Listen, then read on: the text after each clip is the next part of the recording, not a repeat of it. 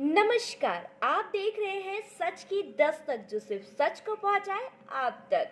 आज बुधवार है। आज हमारे मेहमान हैं डॉक्टर आर.के. शर्मा। आइए हम डॉक्टर साहब से मुलाकात करवाते हैं हमारे प्रधान संपादक ब्रिजेश जी के साथ। सच की दस्तक में पहले आपका स्वागत है। हमारे साथ डॉक्टर आर.के. शर्मा एक वरिष्ठ चिकित्सक भी हैं और कांग्रेस के पीसीसी मेंबर भी रहे हैं।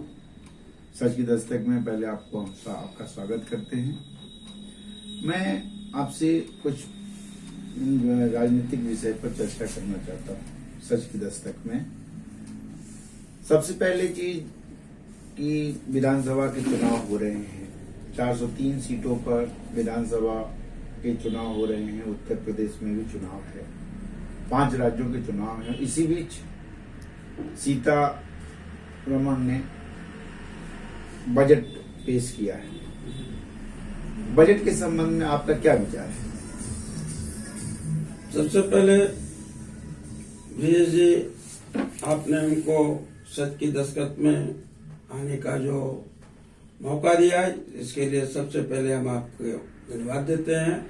और इस बात के लिए कि कम से कम आपने हमें उचित समझा और आज बजट के बारे में हमसे जो चर्चा कर रहे हैं, तो सबसे पहले सवाल यह है कि आज का जो बजट जो कल पेश हुआ है, उस बजट के माध्यम से हम यही कहना चाहते हैं कि इस बजट से आम आदमी को कुछ ऐसा नहीं दिख रहा है कि जिससे कोई भला होने वाला है। इस बजट से ऐसा लग रहा है कि जो हमारे देश के अंदर बड़े उद्योगपति, बड़े इस तरह के व्यापारी, बिजनेसमैन हैं, उनको इस बजट से ज्यादा लाभ है। और मैं समझता हूं कि इसमें मध्यम वर्गीय जो हमारा है वो सबसे ज्यादा नुकसान में है। तो इस पर हम यही चाहेंगे कि कम से कम सरकार को इस पर ध्यान देना चाहिए था कि जिससे कम से कम हर नागरिक को इसका लाभ मिलता तो ज्यादा अच्छा था। वित्त मंत्री ने कहा है कि टैक्स नहीं बढ़ाया गया मध्यम वर्गीय परिवार के लिए। यही उनकी सबसे बड़ी सफलता है। 2 बार उनसे क्वेश्चन किया गया और उन्होंने यही जवाब दिया कि मध्यम वर्गीय परिवार के लिए कोरोना काल को देखते हुए कोई टैक्स नहीं बढ़ाया गया। तो मेरा कहना यह था कि उसमें टैक्स की कुछ सुविधाएं या उस तरह की चीजों को बढ़ाना चाहिए था कि जिससे कम से कम आम नागरिक को उसका बेनिफिट तो मिले। मध्यम वर्गीय को कोई ऐसा बेनिफिट तो नहीं दिख रहा है। अब कहने के लिए चाहे जो कहें, अब उनके अपने हिसाब से जो भी उन्होंने बजट पेश किया, लेकिन मैं जो समझ रहा हूँ एक मध्यम वर्गीय लोगों के लिए उसका कोई बहुत लाभ नहीं है दिख रहा है। डॉक्टर साहब, आज राहुल गांधी ने संसद के पटल पर भारत की फॉरेन पॉलिसी पर सवाल उठाया है। उन्होंने कहा है कि भारत की गलत फॉरेन पॉलिसी के चलते ही पाकिस्तान और चीन एक दूसरे के करीब आ गए। इसके विषय में आपका क्या विचार है? मेरा ये विचार है कि एक देश का नागरिक होने के नाते, हालांकि ठीक है विचारधारा से हम कांग्रेस के साथ ही हैं, अगर राहुल गांधी जी ने अगर इस पर कोई प्रश्न उठाया है तो मैं समझता हूं कि वो कहीं न कहीं प्रश्न के बारे में बहुत गंभीरता से कोई सोच करके उन्होंने रखा होगा कि अगर भाई हम किसी के साथ अच्छा बर्ताव करेंगे, उनके साथ अच्छा सहयोग, अच्छा विचारधारा से उसके साथ रहेंगे, तब तो वो कहीं न कहीं हमारे साथ होगा। अब उनको कहीं ऐसा लग रहा है कि भाई अगर चीन और पाकिस्तान दोनों एक साथ संयुक्त रूप से मिल गए तो हो सकता है कि हमारे भारत पर या हमारे देश को नुकसान पहुंचा सकते हैं। इस बात में सत्यता जरूर होगी कि राहुल गांधी जी ने अगर उठाया है तो इसके बारे में गहन अध्ययन करने के बाद यह प्रश्न उठाया होगा और उसमें आगे चल के अगर कहीं नुकसान होगा तो उससे सचेत रहने की जरूरत है। सरकार को इस पर विशेष ध्यान देने की जरूरत है। ऐसा नहीं लगता कि चुनाव चल रहे हैं, भारतीय जनता पार्टी राष्ट्रवाद का मुद्दा उठाती है, उसी के परिप्रेक्ष्य में उन्होंने ये मुद्दा उठाया कि वो मुद्दा जो भाजपा का राष्ट्रवाद का मुद्दा है, जो कश्मीर 370 को लेकर है, ये मुद्दा उठा दें तो वो थोड़ा सा इनडोमिनेंट हो जाए। नहीं, ऐसा नहीं है। उसमें तो मैं समझता हूँ कि भाई कोई भी जहां हमारे सामने दुश्मन कहीं एक आदमी से लड़ रहे हैं, वहाँ अगर दो आदमी एक साथ मिलेंगे तो निश्चित रूप से हमारे देश को खतरा उनसे पहुंचाया जा सकता है। इन सब बिंदुओं का ध्यान सरकार को भी रखना चाहिए और किसी भी देश से मेरे समझ से उसमें मिलजुल कर इस तरह का सामंजस्य स्थापित करना चाहिए कि जिससे कहीं बराबर उसमें कहीं इस तरह का व्यवधान न उत्पन्न हो जिससे हमारे देश को कोई खतरा हो। इस पर इसमें हमेशा सरकार को भी सजग रहने की जरूरत है। इस पर अच्छा, उत्तर प्रदेश का चुनाव चल रहा है, उत्तराखंड में भी आज प्रियंका गांधी गई थी, मैनिफेस्टो जारी किया उन्होंने। कहती है लड़की हूं, लड़ सकती हूं, अपने अधिकारों के लिए लड़ सकती हूं। जबकि उनकी पोस्टर गर्ल जो थी टिकट न लेने से, न मिलने से नाराज हो गई और भाजपा में चली गई। अब उनका ये नारा किस तरह दिखाई पड़ता है आपको? ब्रिजेश जी, परिस्थितियों के अनुसार आदमी कोई फैसला बदल दे तो इसमें उसका अपना व्यक्तिगत निर्णय हो सकता है, लेकिन रहा सवाल कि अगर प्रियंका जी जब से आई हैं, मैं समझता हूं कि उत्तर प्रदेश के चाहे किसानों के मुद्दों पर, चाहे महिलाओं के मुद्दों पर, चाहे जो भी इस तरह के समस्याओं को लेकर जितना वो संघर्ष कर रही है, उसमें एक नारा उन्होंने दिया कि मैं कि लड़की हूँ, लड़ सकती हूँ। वो नारा उनका बहुत ही कामयाब नारा है और उस पर अभी उन्होंने 40% महिलाओं का आरक्षण पर मुद्दा उठाया है। और मैं समझता हूँ कि किसी पार्टी ने किया या नहीं किया, उन्होंने जरूर इस पर प्रयास किया है और उस पर उन लोगों को 40% आरक्षण की बात, राजनीति में भागीदारी की बात उन्होंने अपने से करके दिखाया है।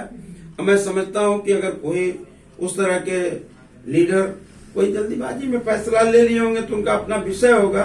और मैं समझता हूँ कि उनको इस तरह के फैसले से वो भविष्य में क्या सोच कर निर्णय लिए होंगे तो उनका अपना विषय होगा, लेकिन मैं समझता हूँ कि वो निर्णय उचित नहीं है। उसको रहना चाहिए, उसमें सहयोग करना चाहिए था। हो सकता है उससे बड़ी जिम्मेदारी उनको दी जा सकती थी।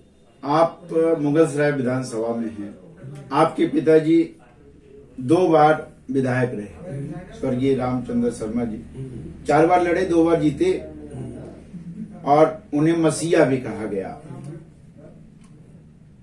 लेकिन कांग्रेस की जो परिस्थितियां हैं यहाँ पे, वो कहीं न कहीं बहुत कम संख्या में लोगों का सपोर्ट मिल रहा है। उन्हीं के ड्राइवर थे छब्बू पटेल, जो 3 बार के विधायक रहे भाजपा में, अब पुनः कांग्रेस में आ गए हैं, दावेदारी ठोका है। क्या समझते हैं कि अब उनकी छवि भाजपा, कभी सपा, कभी बसपा से आकर के फिर कांग्रेस में वापस आए हैं? क्या लगता है कि कांग्रेस उन्हें टिकट देगी, और टिकट देगी तो क्या माहौल होगा? ब्रिजेश जी, इस पर हम आपको उनके बारे में तो ये बताना चाहते हैं कि राजनीति में हम लोगों ने जब से देखा है, सन 80 से लेकर के पिताजी के साथ भी हम बहुत उनके चुनाव का संचालन भी किया करते थे। और मैं 80 से 85 से 89 से बाद में बीजेपी की लहर चली थी, संभवतः 91 या 92 का चुनाव था, वहां तक तो सफर में हम लोग उनके साथ थे ही। और पिताजी के साथ जब से वो गांव सभा से विधानसभा तक पहुंचने के लिए जिस नतीजे पर पहुंचे थे, मैं समझता हूँ कि वो बहुत मेहनत और ईमानदार व्यक्ति थे। उनके छवि का कोई व्यक्ति इस क्षेत्र में नहीं है। और कांग्रेस की जब सरकारें थी तो उस समय भी उन्होंने ईमानदारी से क्षेत्र की सेवा किया है, और जिसको वो इस क्षेत्र की जनता उनको भूलती भी नहीं है। परिस्थितियां अनुकूल से थोड़ा सा बदली, जिसमें उन्होंने 89 के बाद से कांग्रेस थोड़ा सा हट गई। फिर राम मंदिर का मसला आया, उसमें राम मंदिर और बाबरी मस्जिद के मसले पर कांग्रेस सत्ता से बाहर हो गई। बीजेपी जब चली आई, एक चुनाव का बिगुल बजता है तो उसमें सभी राजनीतिक दल के जो भी नेता होते हैं अपने अपने लाभ के लिए कहीं भी चले जाते हैं। उसका कोई क्राइटेरिया नहीं बना पाते हैं। इन लोगों को कम से कम उसका ध्यान देना चाहिए। ठीक है, रहा सवाल हमारे माननीय छब्बू पटेल जी, पिताजी के ड्राइवर तो नहीं थे, लेकिन ये कार्यकर्ता, अच्छे कार्यकर्ता थे, जिस पर उन्होंने उनको ऊपर विश्वास जताया। उन्होंने ग्राम प्रधान बना करके फिर उनको ब्लॉक प्रमुख बनाया। फिर जो ही बीजेपी की स्थिति में जब उस समय चुनाव का बिगुल बजा, उस समय राम मंदिर का लहर चल रहा था, उसमें बीजेपी के लोग हमारे घर पे भी गए थे। मेरे पिताजी से भी बोले, मैं मौके का गवाह था। उस समय आरएसएस के लोग गुरबख्श खपाई थे, बच्चा जी थे और वो मोहन जायसवाल थे, तमाम ऐसे 4-5 लोग गए थे उस समय। तो उस समय पिताजी से भी इस बात का प्रपोजल उन्होंने रखा था कि चाचा जी आप शहर के थे, हम इन लोगों ने आपको चुनाव हरवाया है, हम लोग कोई प्रतिष्ठा आपको वापस करने हैं। वहां पर मेरे पिताजी ने साफ साफ कहा कि भाई देखो, तुम लोग चाय पी लो, हम सम्मान करते हैं, लेकिन ऐसा नहीं होगा कि हम कांग्रेस के कैडर से बाहर जा सकते हैं। इसलिए कांग्रेस ने मेरे साथ जो विश्वास जताया, मैं आजीवन उसका ऋणी हूँ। हमने अपने समाज में हमें उन्होंने स्थान दिलाया और हमारे समाज से हट करके हम क्षेत्र में जितना कांग्रेस के साथ जुड़कर यहाँ डेवलपमेंट का काम किया है, मैं कांग्रेस के पार्टी से बाहर चुनाव नहीं लड़ सकता। ये हमारी व्यवस्था या मजबूरी है। इन सब परिस्थितियों में आप लोगों से निवेदन है कि आप लोग चाय पीकर जाइए और मुझे अगर कांग्रेस ने जिम्मेदारी दिया तो मैं निश्चित रूप से चुनाव फिर लड़ूंगा। और उस दरमियान बीजेपी को कोई कैंडिडेट नहीं मिल रहा होगा, फिर चब्बू पटेल को तोड़ करके ले गए हमारे पिताजी के फील्ड से, उनको टिकट दिया, वो उसके बाद विधायक हो गए। तब से वो 3 बार रहे। ठीक है, बीजेपी में से छोड़ करके बीएसपी में गए। बाद में पुनः उनको कहीं से लगा होगा कि नहीं हम पुनः घर वापसी करें, तो कांग्रेस में आए। हम उनका स्वागत करते हैं।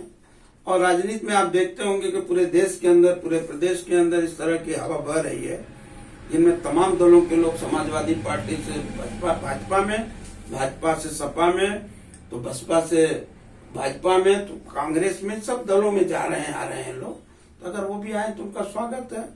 अगर पार्टी उनको टिकट देती है, या हमारे यहाँ और भी लोग टिकटार्थी लोग हैं, अगर वो लोग टिकट मांगते हैं, यदि मिलता है तो चुनाव लड़ेंगे। पार्टी जिसको डिसाइड करेगी हम लोग उसके साथ रहेंगे। हम लोग पार्टी मैन है, हम लोग पिताजी के विचारधारा से हम लोग आज उन्हीं के मार्गदर्शन में हम लोग हैं। और अगर वो उनको टिकट मिलता है तो लड़ेंगे चुनाव। यहाँ मेरे समझ से अगर चब्बू पटेल जी अगर चुनाव लड़ते हैं या कांग्रेस लड़ती है, तो यहाँ की त्रिकोणात्मक लड़ाई में कांग्रेस भी चुनाव लड़ेगी, इसमें कोई दो राय नहीं है। बहुत बहुत धन्यवाद सच की दस्तक से बातचीत करने के लिए। धन्यवाद।